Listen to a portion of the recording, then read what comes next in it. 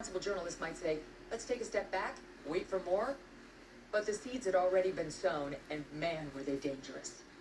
The people who hate Israel took the lack of an immediate denial as an admission of guilt. Or perhaps they just wanted to believe it. Never mind that about 2 hours later, the IDF released its security assessment after reviewing all the facts, saying a barrage of rockets were fired by terrorists inside Gaza toward Israel. They passed in close proximity to the hospital at the time that hospital was hit. Israel understood quite early this came from Gaza. It came from the Palestinian side. Videos were released, surveillance footage appearing to show a large barrage of rockets being launched from northern Gaza at Israel. By the way, this was an attempt to kill civilians, Israeli civilians, followed by a massive blast on the Gaza side. Another video here, and what the IDF says is raw video showing a rocket aimed at Israel, misfiring and exploding at the same moment the hospital was hit. Look at that. In fact, one video was actually airing on Al Jazeera, and it was broadcast live, appearing to show a failed rocket launch at the same time of the hospital attack. You can see it, you can see the missile explode and go off course, and then you can see the hospital explosion. So that's the assessment. But there's more. An IDF spokesman also came out and said it wasn't even Hamas that fired this rocket, it was Islamic Jihad, which is another armed group inside of Gaza. Watch this. I can confirm that an analysis of the IDF operational systems indicates that a barrage of rockets was fired by terrorists in Gaza, passing in close proximity to the Al-Hali al-Mahdi hospital in Gaza at the time it was hit. Intelligence from few sources that we have in our hands indicates that the Islamic Jihad is responsible for the failed rocket launch which hit the hospital in Gaza. I repeat, this is the responsibility of Islamic Jihad that killed innocents in the hospital in Gaza. We should say here, Islamic Jihad is denying Israel's claims, saying it had no operations in the area. Weird, where did all those rockets come from? Because we see them. Israel has released what it says now is a roughly 1-minute intercepted call between two Hamas operatives who discussed the rocket that landed on the Gaza hospital. We have voiced over the translated part of that call. Listen. I'm telling you, this is the first time that we see a missile like this falling. And so that's why we are saying it belongs to the Palestinian Islamic.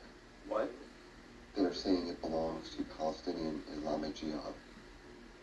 It's from us? It looks like it. Who says this? They're saying that the shrapnel from the missile is local shrapnel and not like Israeli shrapnel. I mean, you're not going to get closer to a smoking gun than that. Folks responding online to the IDF's account refuse to believe this is real, of course. Last night, President Biden released a statement that said, in part, I'm outraged and deeply saddened by the explosion at the hospital in Gaza and the terrible loss of life that resulted, and have directed my national security team to continue gathering information about what exactly happened. The president was already wheels up en route to Israel when we learned that a planned meeting he had in Jordan was suddenly off. So much for diplomacy. Done.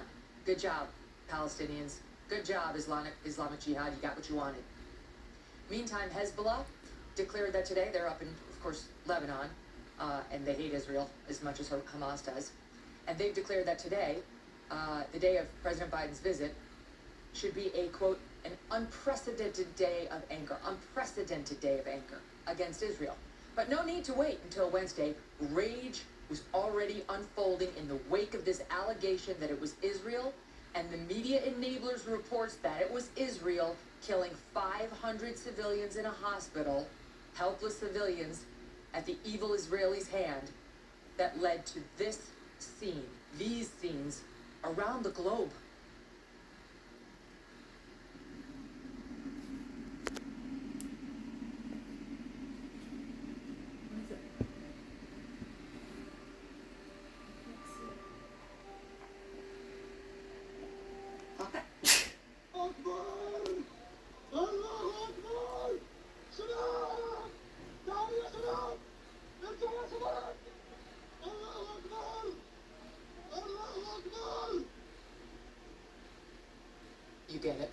Those were scenes from Amman, Jordan.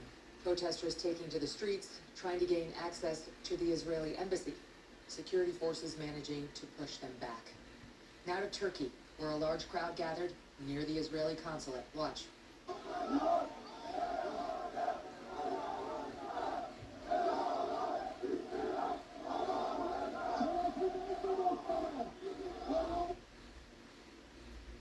at the numbers. Police had to prevent protesters from storming the consulate. Israel has now told its citizens to get out of that country. In probably one of the most disturbing scenes, protesters outside of the U.S. Embassy in Beirut, Lebanon, raising the Palestinian flag alongside the flag of Hamas, outside of our facility. Watch this.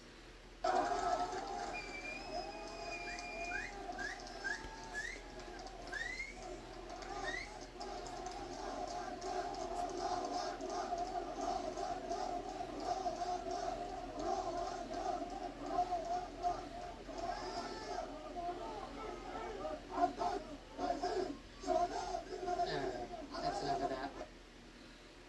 Following those protests, the U.S. State Department authorized a voluntary departure from Lebanon of Americans working for the embassy, along with their families. Over in Iran, this is just stunning too.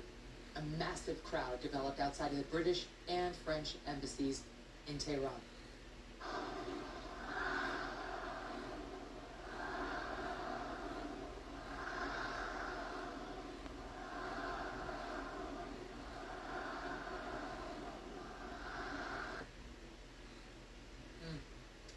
Protesters chanting death to Israel, death to France, death to England, death to all the Westerners. They burned Israeli flags and threw eggs at the wall of the French embassy.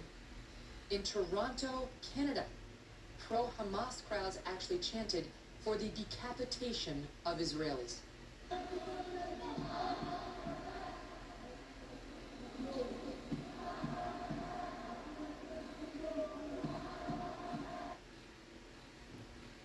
Chanting off of their heads. What in the actual F? Meantime, here at home in New York City, protesters burned the Jewish state's Star of David flag and celebrated.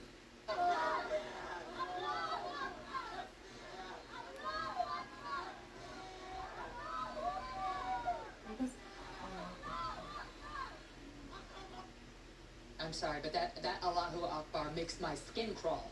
It makes my skin crawl. This is what you hear before they kill innocent civilians. This is their rallying cry when they're burning things and calling for beheadings. It makes my skin crawl. At one point, the pro-Palestinian protesters screamed, "You bombed a hospital!" Which, okay, no. And counter-protesters supporting Israel screamed back at them, "Terrorists!" Overnight, Israel also released what it says is footage from the area before and after the rocket launch. This is important. Saying it appears the scene of the fire was not even the hospital. It was a parking lot near the hospital. Saying there are no visible craters, unlike the damage caused by an IDF ordinance. President Biden is now in Israel. He's meeting with leaders, including Benjamin Netanyahu, and this morning had this to say. I was deeply saddened and outraged by the explosion at the hospital in Gaza yesterday.